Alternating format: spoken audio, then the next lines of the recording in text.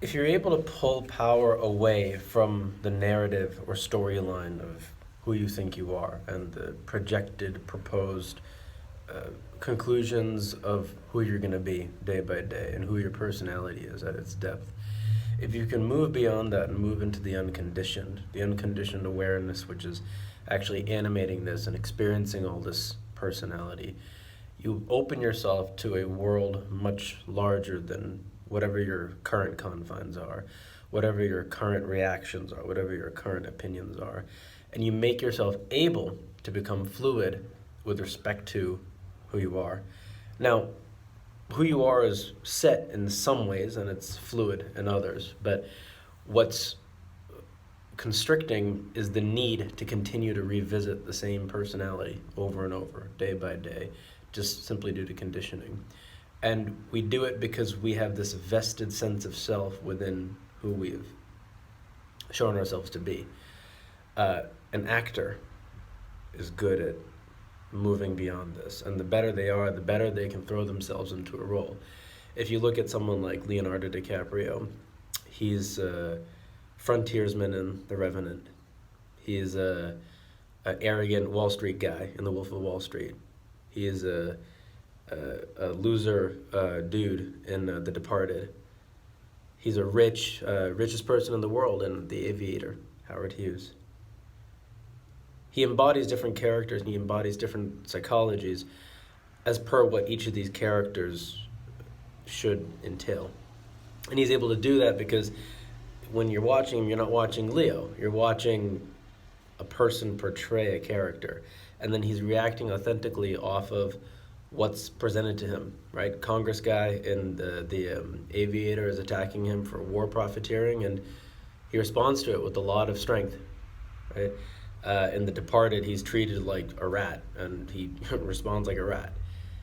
In The Revenant, his son gets killed, and then he's crawling on the ground trying to get vengeance on this guy, right? These are different time periods, different places, different everything, and different emotions that are coming out from him.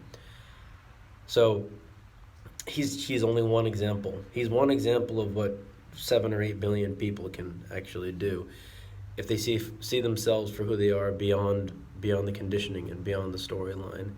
Therein lies the freedom to understand other perspectives fully, or as fully as possible, or to at least not be closed to them. Therein lies the ability to move beyond one's personal problems by changing one's internal sphere of reactions to it.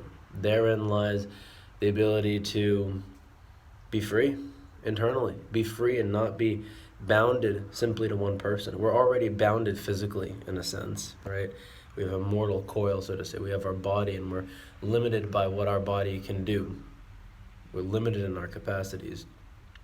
This is a form, and a form has a limitation. I can only jump so high. Someone else can jump higher, right? I will only live so long. Someone else will live only so long. We're limited in these ways. We need not be limited psychologically, though. In this sphere, internally, in this sphere, there are tremendous amounts that we can experience, think, learn, do. You know, they say that people use 10% of their brains on a daily basis, or something like that.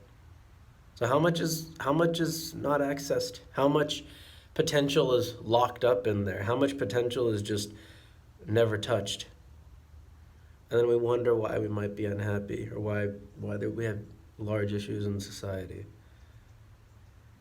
So it's on each person to take it upon themselves to see who they are beyond who they think they are. The first step is realizing that who you are is not who you think you are. There is no, I forgot what I was going to say. But who you are beyond form is what matters in terms of leading to better outcomes and making a better world, but also to having a sense of personal happiness, so that we're not so desperate. No matter how wealthy we may be, we're not desperate for favorable conditions in order to feel okay. And we're not constantly fearful that whatever we have currently will be taken away. Which also, by the way, allows us to, when we're not so fearful, it allows us to take bigger risks. And then bigger risks allow us to actually get more. So our egos, in most cases, actually hold us back. They limit us. They limit our thinking. They limit our capacity. They limit our ability to actually perform and do things, because we're always sort of hiding on a psychological island, never willing to step out into the sea a little bit to see what's there beyond. So that's what I have to say about that.